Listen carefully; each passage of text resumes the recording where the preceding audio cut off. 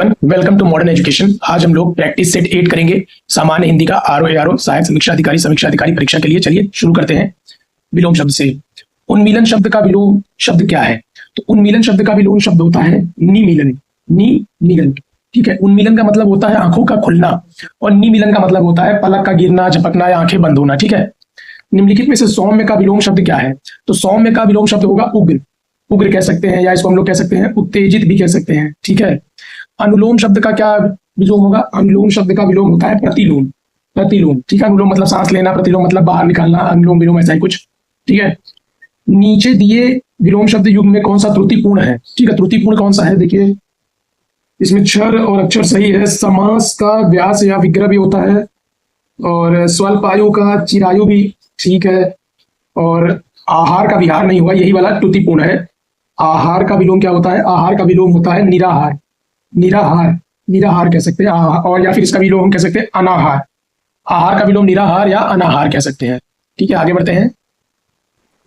इनमें से कौन सा शुक्ल का विलोम है? तो शुक्ल का विलोम क्या है? शुक्ल का विलोम होता है कृष्ण, क्योंकि शुक्ल का मतलब होता है सफेद या उजाला और कृष्ण का मतलब होता है अंधेरा या काला। निम्नलिखित में से गलत विलोम शब्द युग्म कौन सा है? तो प्रवेश का नवेश तो नहीं होगा, प्रवेश का होगा निर्गमन। निर्गमन, ठीक है। प्रवेश का निर्गमन, यही त्रुटिपूर्ण है। मुख का वाचाल सही है, पुरस्कार का तिरस्कार भी सही है, भूत का भविष्य भी सही है। चलिए आगे बढ़ते हैं। निम्नलिखित विलोम युग्मों में से कौन सा सघन युग्म शुद्ध नहीं है? आयात का निर्यात सही है, पाप का पुण्य सही है, बद्ध का मुक्त सही है, नूतन का सनातन नहीं होगा, नूतन का होगा पुरातन, सबको पता है। आगे बढ़ते हैं। तृष्णा का विलोम क्या होगा? तो तृष्णा का विलोम जो होगा ना, तृष्णा का मतलब क्या होता है? देखिए तृष्णा का मतलब होता है इच्छा या लोभ, ठीक है। और इसका उल्टा क्या हो सकता है? संतुष्टि हो सकता है, ठीक है। संतुष्टि हो सकता है या हम लोग इसको तृप्ति भी कह सकते हैं, ठीक। आगे बढ़ते हैं। विलोमार्थक दृष्टि से कौन सा शब्द युग्म अशुद्ध है? सचल और चल, ठीक है। तो सचल और चल नहीं होगा, सचल ही गलत है, क्योंकि सचल मतलब जानते क्या होता है? चलता फिरता, और चल मतलब भी चलता फिरता, तो इसका होगा अचल। अचल का मतलब होगा स्थिर, ठीक। निरपेक्ष का सापेक्ष सही है, डायरेक्ट इनडायरेक्ट। मौलिक का अनुदित भी सही है। मौलिक का, देखिए मौलिक का मतलब वास्तविक होता है, और अनुदित का मतलब होता है जिसका अनुवाद किया गया हो, मतलब कि वो ओरिजिनल टेक्स्ट, ओरिजिनल चीज नहीं है, उसका अनुवाद किया गया हो, मतलब किसी चीज से वो उसको चेंज करके फॉर्म में बनाया गया हो, तो वो वास्तविक नहीं है। बंधन का मोक्ष सबको पता है। नायिका उत्ग्रीव रहकर दिन भर नायक की प्रतीक्षा करती है, ठीक है। तो शब्द की उतनी शुद्धि क्या है? देखिए थोड़ा सा खोजना पड़ा है मुझे भी, इसमें उद्ग्रीव होगा। उद्ग्रीव का मतलब क्या होता है? देखिए उद्ग्रीव का मतलब होता है गर्दन उठा के। उद्ग्रीव का क्या मतलब होता है? गर्दन उठा के, ऊपर करके, ऐसे करके, मतलब ऊंचा कुचक कर देखती रहती है। तो इसकी वर्तनी देखिए कैसे होगी? उद्ग्रीव, ध पे हलंत लगा के, गरीब, उद्ग्रीव, बी वाला करेक्ट है। नाउ हिमालय की उतुंग चोटियां हमें बुलाती हैं, रेखांकित शब्द की शुद्ध वर्तनी क्या होगी? तो उतुंग नहीं हो, उतुंग ऐसे लिखा जाएगा, उ त अंग की मात्रा उतुंग, ये वाला ऑप्शन सही है। उतुंग, उतुंग का मतलब क्या होता है? उतुंग का मतलब होता है बहुत ऊंचा। क्या होता है? बहुत ऊंचा। निम्नलिखित में से शुद्ध वर्तनी वाले शब्द का चयन कीजिए। तो नक्षत्र का ये सही है, नक्षत्र ऐसे लिखा जाएगा। प्रधानमंत्री ने मंत्रिमंडल की बैठक की अध्यक्षता की। तो देखिए मंत्रिमंडल दो तरीके से लिख सकते हैं, एक तो नॉर्मल ऐसे मंत्रिमंडल, एक तरीका ऐसे भी लिखने का होता है मंत्रिमंडल, ठीक है। दो तरीके से लिख सकते हैं, तो ये भी करेक्ट होगा, ठीक है। ध्यान दीजिएगा वर्तनी पे इसके। जिस दिन रात अध्ययन करके भी वो प्रथम स्थान न प्राप्त कर सका। रेखांकित शब्द की वर्तनी शुद्ध कीजिए। तो आपको पता है अध्ययन ऐसे लिखा जाएगा, अध्ययन, दो बार यह रहेगा अध्ययन। निम्नलिखित में से किस शब्द की वर्तनी शुद्ध है? तो प्रतिस्पर्धा ऐसे लिखा जाएगा, प्रतिस्पर, आधा ध, आ उड़ंतु र, प्रतिस्पर्धा, ये सही है। इनमें से शुद्ध वर्तनी का शब्द है तो अशुद्ध वर्तनी का, तो देखिए चरमोत्कर्ष भी सही है, वाड्मय भी सही है, पुनरुत्थान भी सही है। हिरण्यकश्यपु नहीं होता है, ठीक है। ये होता है हिरण्यकशिपु, शीपु होता है, बड़ा शप है, छोटी की मात्रा और पु, हिरण्यकशिपु होता है, कश्यपु नहीं होता है, ठीक है। पैर से सिर तक वाक्यांश के लिए एक शब्द, तो पैर से सिर तक के लिए होगा आपाद मस्तक, ठीक है। आपाद मस्तक, आपाद मस्तक।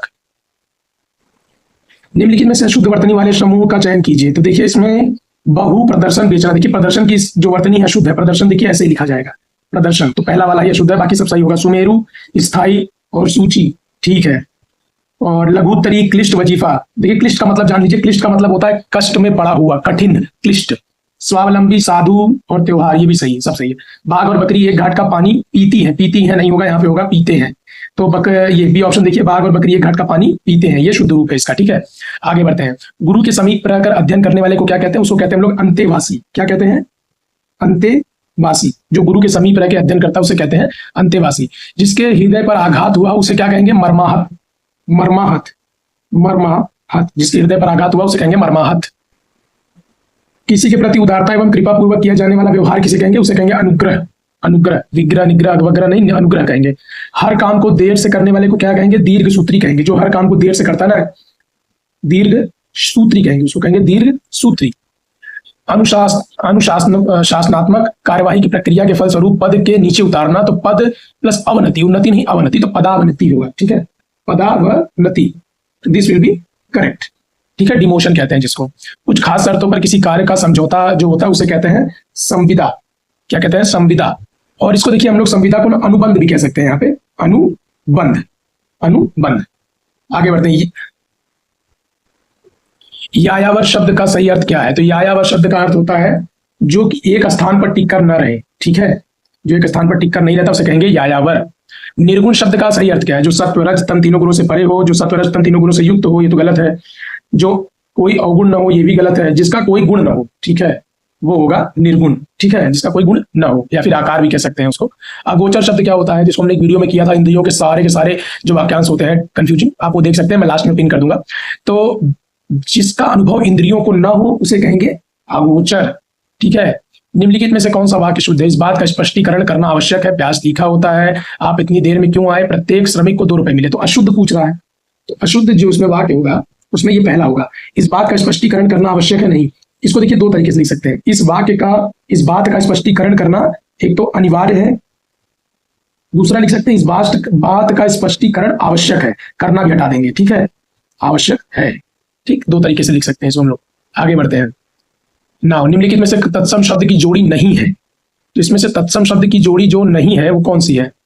तो इसमें देखिए कर्म और विद्या दोनों तत्सम है।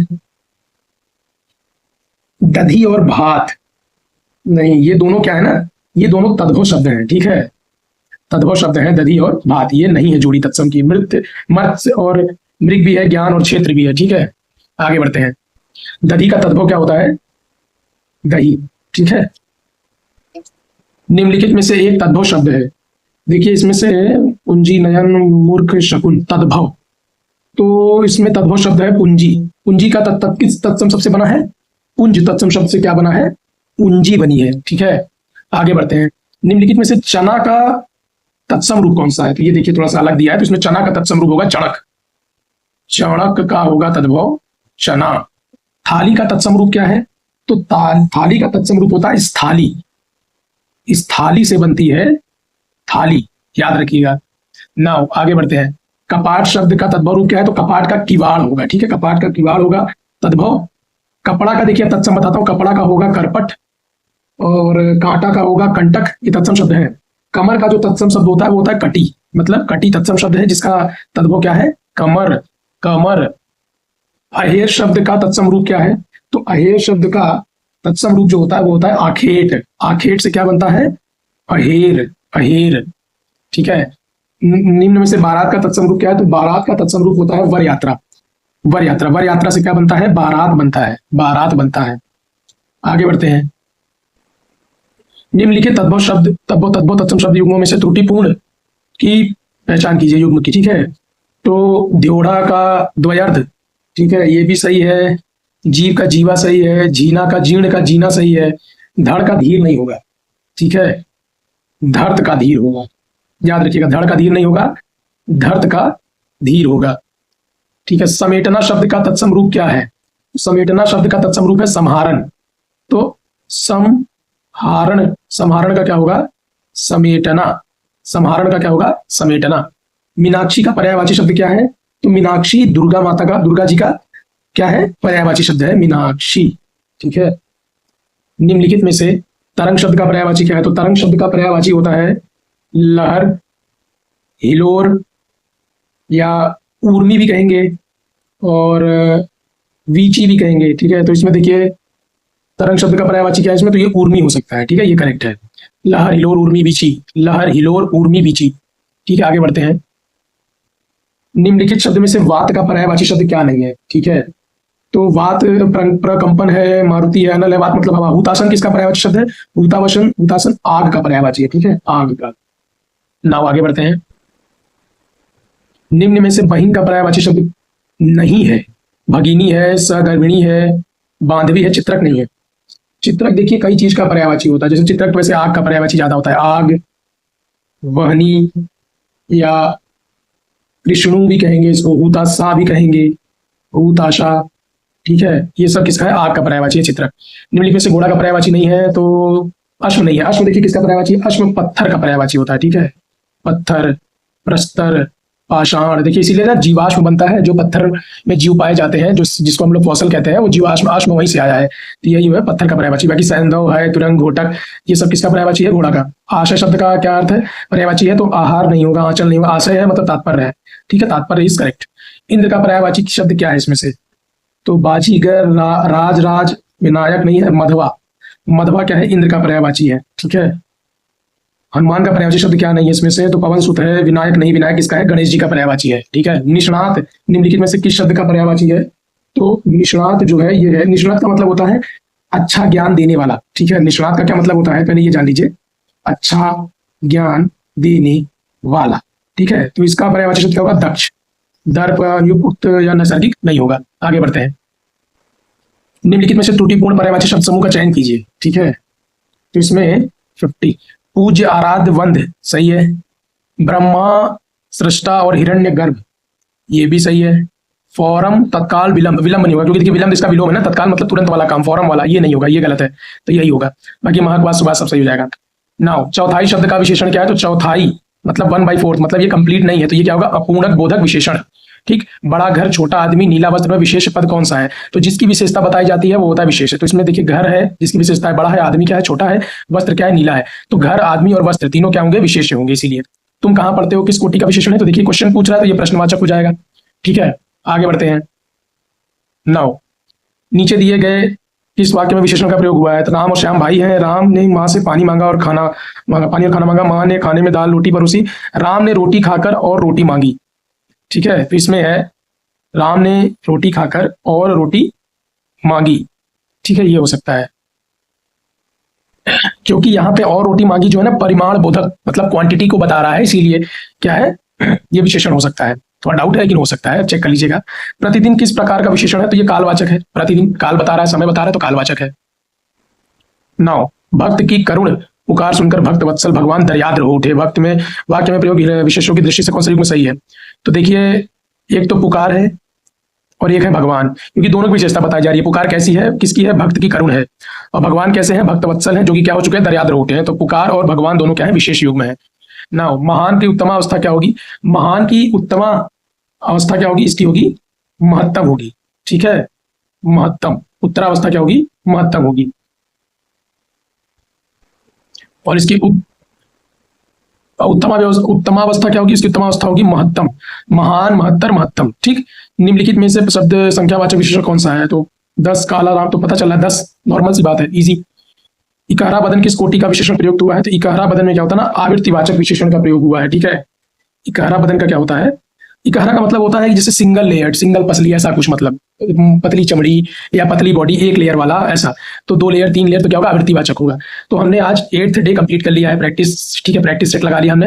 आर का मिलते हैं 9th डे के प्रैक्टिस सेट में आपसे कल। तब तक के लिए thank you so much, see you tomorrow. Practice करते रहिए, एग्जाम बहुत नजदीक है और बेस्ट ऑफ लक। और do like, share and subscribe and watch other videos also. I created videos on previous year question papers and various test series also, and Hindi and history also. Thank you.